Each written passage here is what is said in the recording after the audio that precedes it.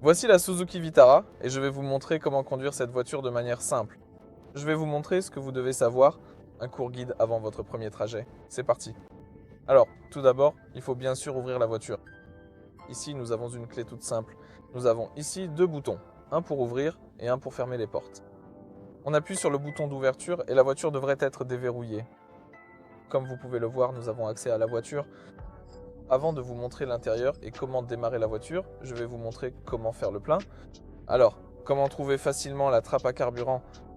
Nous devons d'abord déverrouiller la trappe à carburant. Il y a ici un levier prévu à cet effet. Il faut maintenant le tirer.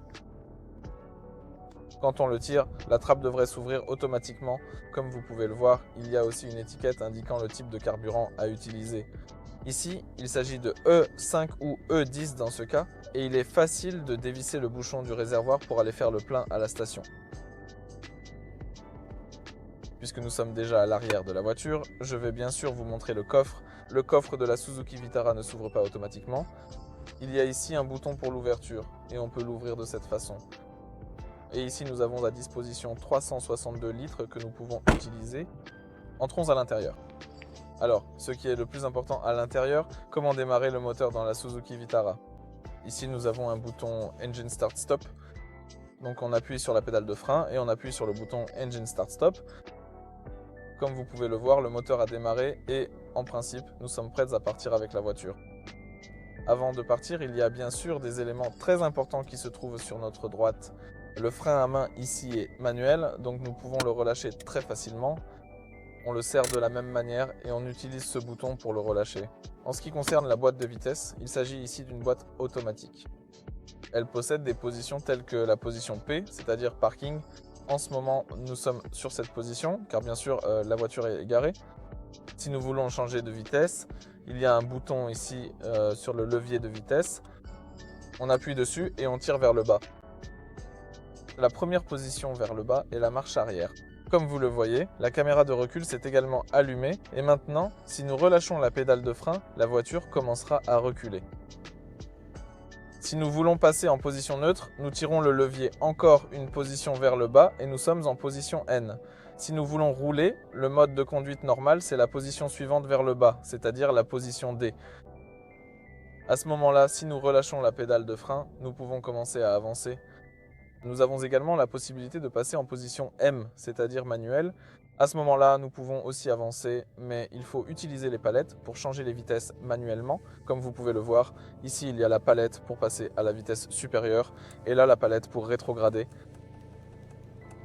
Ici c'est le moins, là c'est le plus. Très bien. Revenons en arrière maintenant, donc je vais passer en marche arrière. Je pense que nous sommes maintenant sur N, nous avons maintenant la marche arrière, donc nous pouvons reculer. Nous nous arrêtons. Nous appuyons sur la position P pour le stationnement et nous sommes maintenant à l'arrêt. Passons donc à ce qui se trouve sur le volant, quels boutons sont disponibles ici et ce que nous pouvons faire ici. Ce qui est le plus important, c'est qu'à gauche, nous avons les lumières. Ce qui nous intéresse, ce sont les positions automatiques. Donc comme vous pouvez le voir, on peut tourner ici. Avec ce bouton, on peut éteindre les lumières, mais au quotidien, je recommande d'utiliser la position automatique. Elle sera suffisante dans 99% des cas.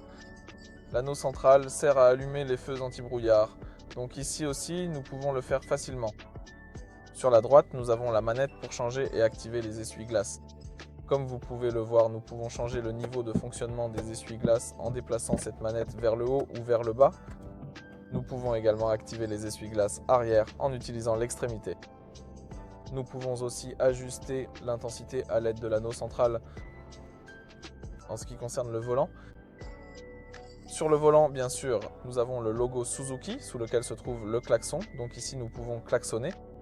Sur la droite, nous avons l'option de régler le régulateur de vitesse. Donc si nous voulons l'activer, nous sélectionnons le régulateur et choisissons la plage de vitesse souhaitée. Nous choisissons le mode de régulateur de vitesse que nous voulons. Tout cela était possible, mais uniquement lorsque nous sommes en mouvement. À l'arrêt, bien sûr, nous ne pouvons pas régler cela. Sur la gauche, nous pouvons contrôler notre musique et ce qui se passe sur l'écran du système d'infodivertissement. Passons donc à ce système d'infodivertissement. C'est aussi bien sûr très important dans chaque voiture. Donc En ce qui concerne le système d'infodivertissement, nous pouvons le diviser en plusieurs sections. Sur la gauche, nous avons la navigation qui est intégrée dans la Suzuki. Elle fonctionne assez bien, donc nous pouvons simplement utiliser la navigation Suzuki. Cependant, nous pouvons également utiliser la radio ou d'autres réglages musicaux sur la droite. Ce qui est important et ce que je recommande de faire à chaque fois, c'est de connecter votre téléphone à la voiture Suzuki. Donc nous pouvons le faire via Bluetooth ou via Android ou Apple CarPlay. Nous cliquons donc sur les paramètres. Ensuite, nous cliquons sur la section appareil connecté, puis sur paramètres Bluetooth, et ici nous pouvons cliquer sur rechercher depuis le téléphone. Comme vous pouvez le voir, la voiture essaie maintenant de rechercher notre appareil. Dans ce cas, j'ai un iPhone. Je vais essayer d'entrer dans les paramètres. Je clique sur Bluetooth, et si le Bluetooth est activé, je devrais trouver Suzuki tout en bas. Je clique sur Suzuki. Je clique sur Associer. J'autorise pour connecter également les contacts. Et ici, je dois confirmer. Sur notre écran principal, le téléphone se connecte à la voiture. Et si nous voulons utiliser le mode Apple CarPlay, pas seulement le mode Bluetooth, nous cliquons sur oui et nous devons également le confirmer sur notre téléphone. Nous devons attendre un instant jusqu'à ce que l'icône de confirmation apparaisse. Apple CarPlay est apparu. Nous cliquons sur connecteur et à ce moment-là, nous avons la possibilité d'utiliser Apple CarPlay. Donc nous allons dans le menu principal. Nous cliquons sur Apple CarPlay et maintenant nous pouvons utiliser un tout nouveau système.